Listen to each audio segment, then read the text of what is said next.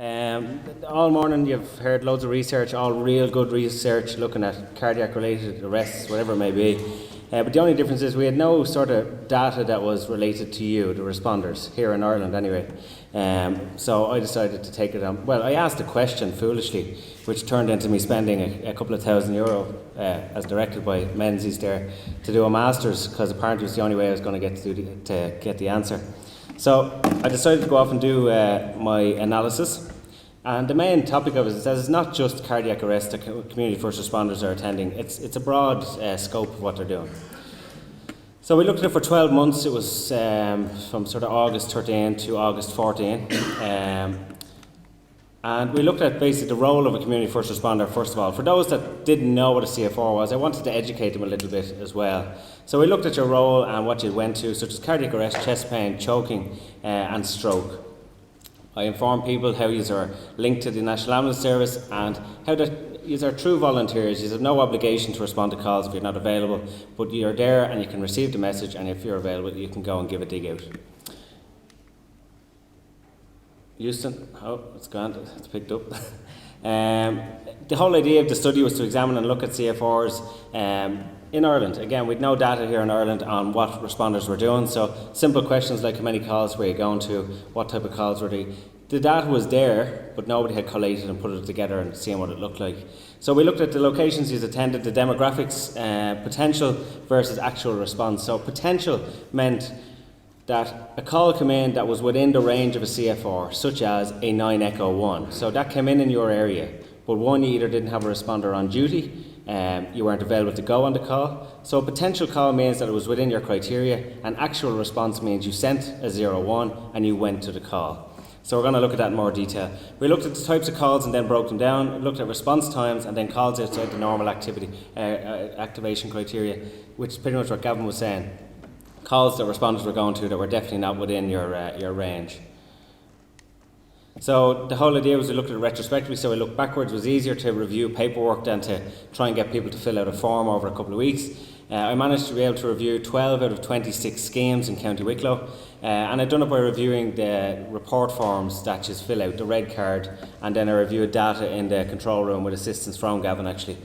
Cross-referenced the data and then had a look to see what it all looked like. Now I do apologise, there's a lot of charts, but I'm just going to fly through them and pick out the points that are meant for your attention.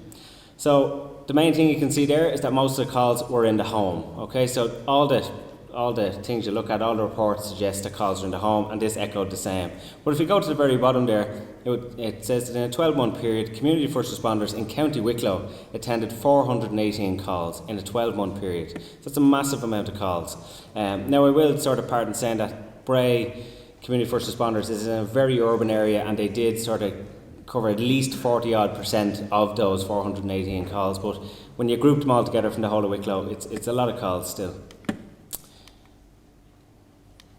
Just demographics, just really quickly, just to give you an idea of population. So it's grand to say Wicklow, but just to give you an idea of who's in Wicklow. So all in all, you're looking at a population of 88,610. Then there's a breakdown of males and stuff, but the average age of patients that were attended by community first responders was 63. So it's sort of in that normal bracket of who you'd expect to attend for maybe cardiac problems. Potential versus actual. So again, this is just to give an idea what came in and what you went to. So if the chest pains was 578, 234, the numbers are there, but just if you look at the percentage, 40% of all chest pains were attended by CFRs, 35% of all choking, 36% of all strokes, and 42% of all cardiac arrests. So in total, you're looking at 44% of all calls that you could have went to, they went to. So it's nearly half of all calls that come in to responders, there was someone available to go on it. Of the chest pains, 234. Now again, calls come in as chest pains. Many of you who are active CFR groups will know that when you get there, it's not actually a chest pain, it's a pain in their belly, a pain in their back. So we just wanted to see how many of these calls actually had some form of cardiac background. So 78% of them actually had chest pain when they arrived, which was good. It means that the call was obviously aimed correctly. The next thing was chest pain with heart disease. So how many of these people that you went to actually had some form of cardiac history? And again, 33% of them had a cardiac history. 51% not recorded. Now that's just important as well, because it means the boxes aren't being ticked. Aspirin administration, 182 of the chest pains that were attended received aspirin. 43% received aspirin, and then 9% received aspirin prior to arrival, because of the guys telling them over the phone that they need to take aspirin. Of the strokes, there was 77. It was sort of a half, 45 to 43% were positive, fast positive, and the other half were fast negative. So it's a thereabouts of whether the patient's actually going to have stroke symptoms when you get there. I have no data on choking because the PHECC PCR does not allow or to have a box to tick to say you went to a choking call or if you carried out any interventions. So I couldn't allow just purely for narrative if somebody wrote down that they went to a choking or what they done, because it's not in the set of the report form. Cardiac arrest, it seems to be the main thing that people look at, but before I even got to cardiac arrest, responders have already gone to loads of calls and done loads of work. But looking at the cardiac arrest anyway, they managed to attend 42%, as I said. Of that, 12.5% CPR was initiated by the community responder. 17.5% of them calls had the AD applied by the responder. 22.5% were dead on arrival, unfortunately. That can happen. 0 of them collapsed in front of a responder. So that would suggest that all patients that responders went to with chest pain didn't arrest. Now again, we can only take certain assumptions from the written word that's on report forms, but maybe it says that because we're getting to chest pains and giving them aspirin and treating them, they don't go into cardiac arrest. That's just me being optimistic. So cardiac arrest attended with no data recorded, 47.5%. This is a big problem because it would appear that you get stuck in at arrest, which is fantastic. You give lots and lots of help. Obviously the paperwork is out the window because it's all hands-on. But unfortunately, the ambulance takes the patient and they're gone, or the arrest is called, and you're left behind. So a lot of your data is retrospective. You know, who done what? Did you do CPR? Did we give 1 shock or 2 shock? And sometimes the report form is forgotten. Whereas we're trying to push the fact that even after the ambulance leaves, if you fill out a report form, even if the top copy doesn't go with the ambulance, at least the other copy will go back to the coordinator for some form of data collection, which will improve these figures.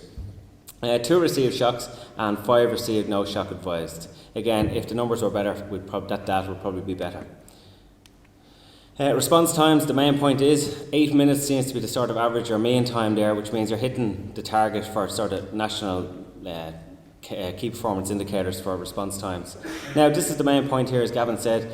39 calls that were responded to were totally outside the scope of what a responder should go to, with sort of 9 there being breathing problems. Now, understandably, responders used to carry oxygen. That's another discussion for another day.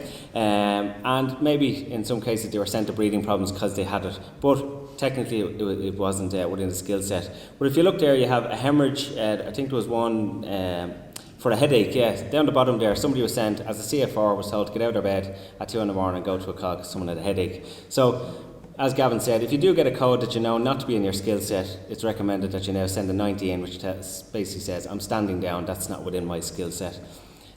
So that's where we're going with that. Please work. We're nearly done. There we go.